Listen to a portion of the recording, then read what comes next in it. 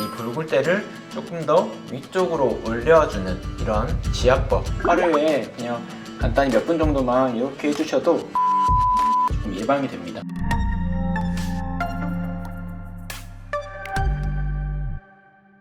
네, 안녕하세요. 리프팅 장인 김수현 원장입니다. 오늘은 입꼬리랑 심부볼 때문에 고민이신 분들이 많아서 이걸 우리가 집에서 할 수 있는 운동법, 지압법, 그리고 우리 병원에서 할 수 있는 시술들, 추천하는 시술을 좀 몇 가지 알려드리도록 하겠습니다. 일단 집에서 할 수 있는 것들을 좀 알려드리면, 우리 이제 입꼬리가 점점 처지잖아요. 우리 동양인들 보면 이 볼굴대라는 근육이 있는데, 우리 표정 근육에서 6가지 근육이 한 곳에 모이는 곳이 있거든요. 그 지점이 보통 이 지점 정도 되는데, 이 지점의 근육을 볼굴대라고 표현을 해요.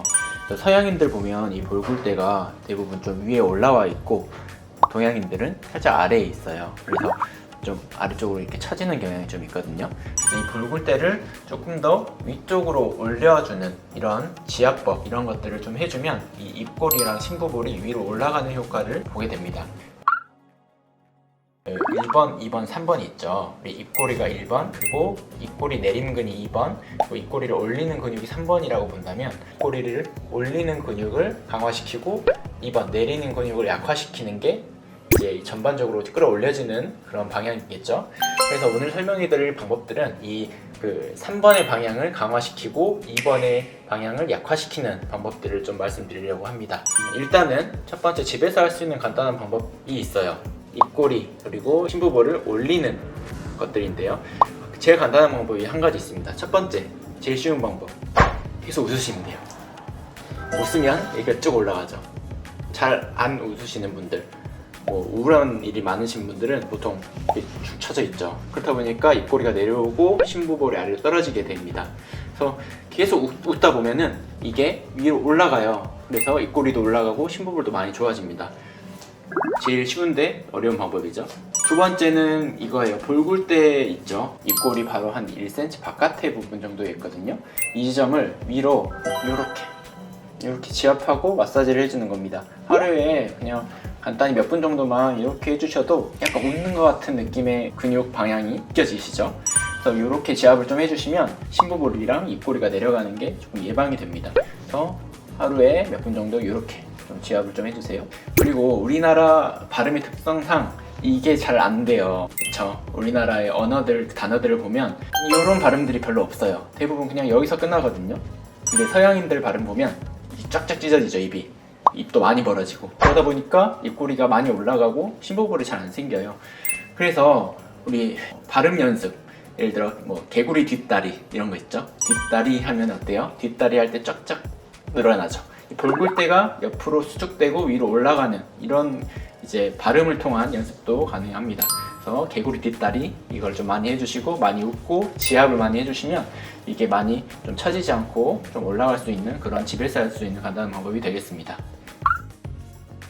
일단 집에서 할 수 있는 것들을 3가지 정도 알려드렸고, 이제 병원에서 할 수 있는 것 2가지를 알려드릴게요.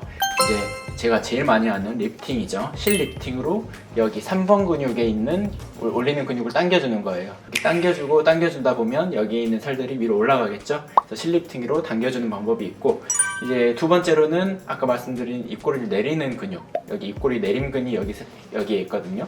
얘가 힘이 강하면 이렇게 됩니다. 그래서 얘를 힘을 약하게 해주는 게 바로 이제 보톡스죠. 근육의 힘을 약하게 해줘서 상대적으로 이 3번의 힘이 강하게 만들어주는 게 바로 입꼬리 보톡스의 원리입니다. 얘를 약하게 해줘서 살짝 올라가게 해주는 거죠. 이게 이제 병원에서 할 수 있는 실리프팅, 보톡스 2가지 방법이 되겠습니다. 제일 많이 추천하는 시술은 바로 실루엣 소프트입니다. 이쪽 보면 여기에 있는 심부볼, 축 처진 지방이 사실 피부과에서 가장 개선하기 힘든 주름이에요. 그 이유는 2가지가 있는데요. 첫 번째로는 이 고정하는 점에서 가장 멀고요.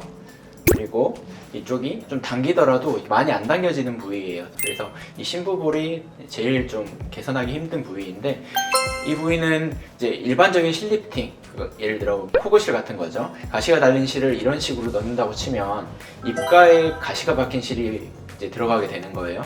그러면 이제 입을 벌리거나 말할 때 불편감이 생기게 됩니다. 반면에 실루엣 소프트, 이제 그림에서 보시면 콘이 자유롭게 움직이는 구조가 되어 있죠. 그래서 입을 벌릴 때 콘도 같이 움직여요. 이렇게 돼야 움직임이 좀 자연스럽고 이 지방이 살짝 꺼진 부위, 예를 들어 이쪽 부위나 옆볼 부위로 옮겨가는 효과를 주게 됩니다. 그래서 이 신부볼에 가장 좋은 실리프팅 시술은 뭐냐고 물어보면 실루엣소프트라고 대답을 할 수 있을 것 같고요. 이제 신부볼 처진 것뿐만 아니라 이 마리오네트 주름이 꺼진 사람들이 있어요. 이 꺼진 부위를 이제 복구해주는 시술들이 보통 이제 필러 시술이 있죠. 여기를 살짝 메꿔주면, 그리고 보톡스로 좀 근육의 톤을 죽여놓고, 그리고 당겨놓고, 이 세 가지 작업을 하면 좀 즉각적으로 마리오네트를 개선할 수 있는 방법이 되겠습니다.